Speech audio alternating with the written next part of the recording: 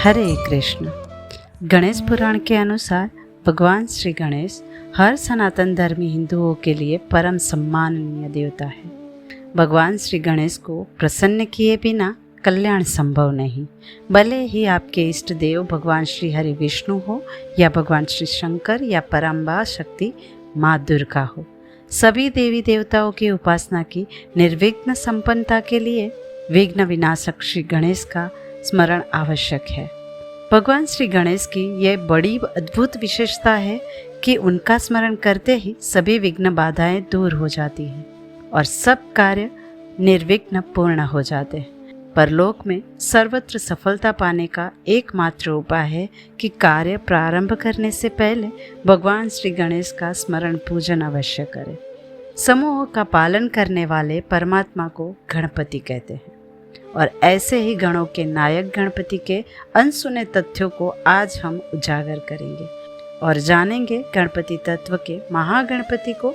तो अंत तक बने रहिए हमारे साथ। प्रत्येक मनुष्य की कोई ना कोई कामना होती है, जैसे कि जिनको क्लेश है वे कलेश का नाश करना चाहते हैं, कोई ऐश्वर्य और भोग चाहते हैं। सभी अपनी अपनी कामना पूर्ण करने के लिए सभी प्रकार के प्रयत्न करते हैं, किंतु क्या कोई भी अपनी कामनाएं बिना देवी देवताओं के सहारे पूरी कर सकता है? हम जानते हैं कि हमारी कामनाओं का कोई अंत ही नहीं है और ये हमें छोड़ती भी नहीं है। हमारे सारे लौकिक उपाय व्यर्थ हो जाते हैं, फिर भी हमें तृप्ति नहीं मिलती है। इसका अर्थ है कि हमें कामनाओं की पूर्ति नहीं अपितु उसका शमन करना चाहिए, तभी हमें शांति प्राप्त हो सकती है। और इस कामनाओं का शमन करने के लिए और शांति पाने के लिए एक ही उपाय है और वो है भगवान की उपासना। और ये अनादिकाल से चलती आ रही है और भगवान की उपासना से हर जन अपनी आत्मा को शांति प्रदान कर सकता है। और जब आत्मा को शांति प्राप्त हो जाती है तो उसकी सारी आशाएं भी बिना प्रयास के ही पूर्ण हो जाती है। और भगवान की उपासना करने के कई मार्ग वेद और तंत्र शास्त्रों में बताए गए हैं। ये उपासनाएं मंत्रों के माध्यम से की जाती है। सभी मंत्रों के अलग अलग देवता होते हैं। वास्तव में भगवान तो एक ही है, फिर भी भक्तों की रक्षा करने हेतु वे अनेकों अवतार ग्रहण करते हैं। उन अवतारों में विशिष्ट शक्ति और क्रियाएं होती है और उससे हमारे अंदर विशिष्ट शक्तियां जागृत होती है और हमें कार्यों में सिद्धि भी मिलती है। ऐसे ही श्री गणेश भी भगवान के ही एक विशिष्ट स्वरूप है, जिनकी उपासना हम कई प्रकार से करते हैं, जिनके रूप भी अनेक है, जिनके बहुत से मंत्र हैं, जिनका विधि के अनुसार अनुष्ठान करने से हम लौकिक और पारलौकिक फल प्राप्त कर सकते हैं और उनकी कृपा से मोक्ष तक की भी प्राप्ति होती है। जिस प्रकार भगवान श्री हरि विष्णु के और महादेव शिव के विभिन्न अवतारों का वर्णन मिलता है, वैसे ही महागणपति के भी विभिन्न अवतारों का वर्णन अलग अलग युगों में देखने को मिलता है। महागणपति ने सतयुग में महोत्कट विनायक गणपति जो शेर के ऊपर आरूढ़ थे, तत्पश्चात त्रेता युग में मोर के ऊपर आरूढ़ अवतार हुआ जो मयूरेश्वर नाम से प्रसिद्ध हुए। द्वापर युग में गजानन गणपति नामक अवतार धारण किया जो चूहे यानी मूषक पर सवार थे, जिन्हें आज हम पूजते हैं। ये द्वापर युग के गणपति है। अब कलयुग के जो गणपति है वो धूम्रकेतु नाम के जो अश्व पर विराजमान होकर अवतरण होंगे। मुख्यतः गणपति के यह 4 स्वरूप बताए गए हैं। इसके अतिरिक्त अन्य कई गणपति अवतारों का वर्णन हमें गणेश पुराण और मुद्गल पुराण आदि ग्रंथ शास्त्रों में मिलता है, जैसे कि उच्चित गणपति, हैरम गणपति, हरिद्रा गणपति इत्यादि। लेकिन जो मुख्य गणपति है, जो इन सब स्वरूपों में भी मुख्य माने गए हैं, जिन्हें महागणपति के नाम से हम जानते हैं, जिनका पूजन तांत्रिक साधनाओं में होता है। तो चलिए आज हम इस मुख्य महागणपति को समझते हैं और जानते हैं कि जिनका वेदों में उल्लेख मिलता है वो महागणपति कौन है। अब महागणपति की प्राकट्य की कथा को संक्षिप्त में समझे तो हम सभी को कामदेव के भस्म होने की कथा तो ज्ञात ही होगी। कामदेव की भस्म से जिस दानव की उत्पत्ति हुई उसका नाम बंडासुर था।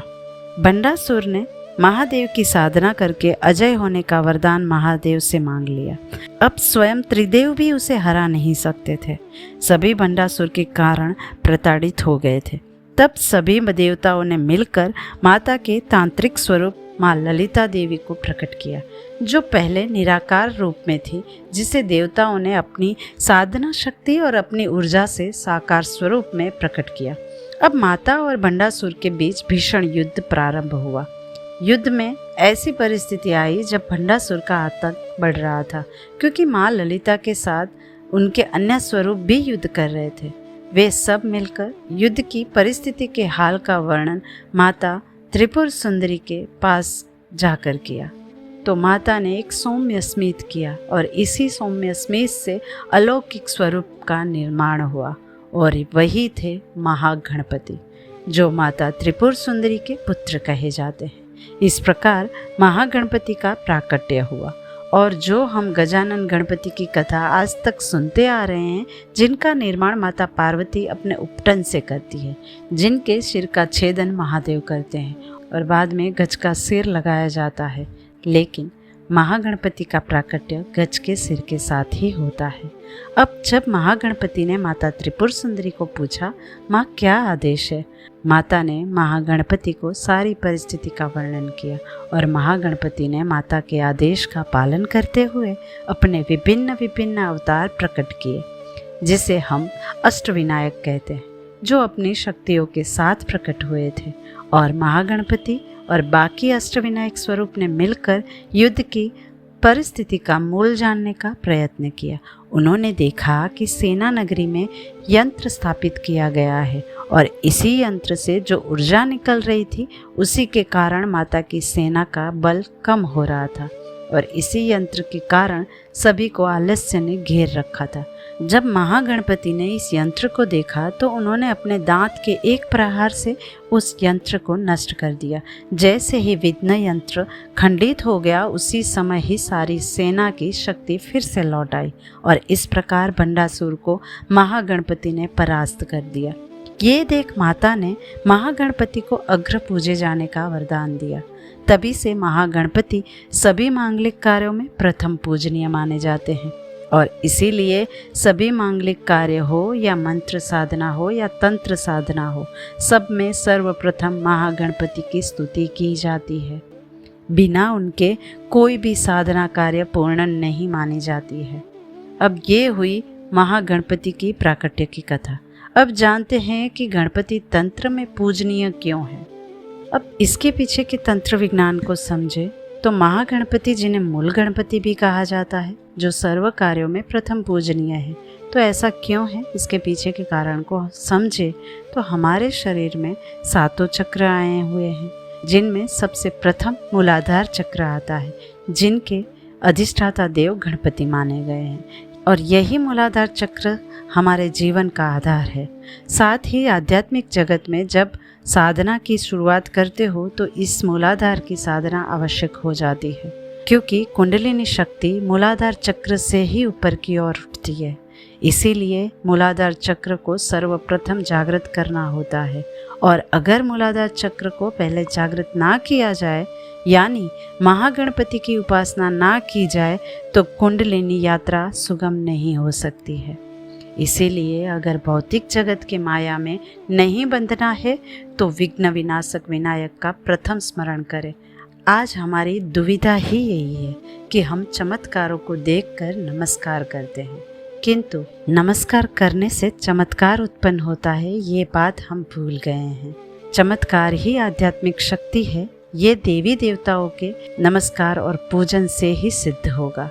अच्छे फल की प्राप्ति के लिए अच्छे कर्मों का अनुष्ठान करना होगा, और ये कर्म भूमि है। बिना अच्छे कर्म किए फल मात्र की कामना उचित नहीं है। अगर परमात्मा का आशीर्वाद प्राप्त करना है, उनका सानिध्य प्राप्त करना है, तो यथोचित कर्म करने पड़ेंगे।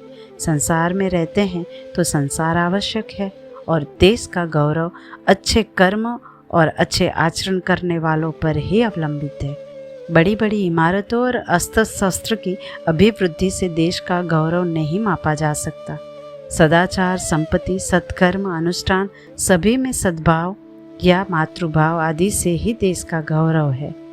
और इसमें गणेश चतुर्थी जैसे महापर्व पर यदि हम सामूहिक रूप से उत्सव मनाएंगे और अपनी श्रद्धापूर्वक निस्वार्थ भक्ति भगवान को अर्पण करेंगे तो घर के साथ साथ समाज में फैली विकृति और उसकी अशांति सुनिश्चित रूप से दूर हो जाएगी। और ऐसा ही प्रयास हम हमारी वैदिक संस्कृति के माध्यम से कर रहे हैं, जिससे हम सनातन संस्कृति का ज्ञान आप तक पहुंचाते हैं। तो अगर आपने अभी तक हमारे इस वैदिक संस्कृति चैनल को सब्सक्राइब नहीं किया है तो इसे जल्दी से कर लीजिए। और सनातन वैदिक संस्कृति के प्रचार प्रसार में आप भी हमारा सहयोग करना चाहते हैं तो व्हाट्सएप ग्रुप की लिंक नीचे डिस्क्रिप्शन बॉक्स में दी गई है। इस व्हाट्सएप ग्रुप से जुड़कर हमारा सहयोग कर सकते हैं। तो आइए इस गणेश चतुर्थी के पर्व पर हम सब मिलकर महागणपति से प्रार्थना करते हैं कि प्राणी मात्र को सुखी बनाए और उपस्थित अशांति को दूर करे तथा मंगल मूर्ति भगवान श्री गणेश प्रसन्न होकर सभी का कल्याण करे। जय श्री लक्ष्मी नारायण।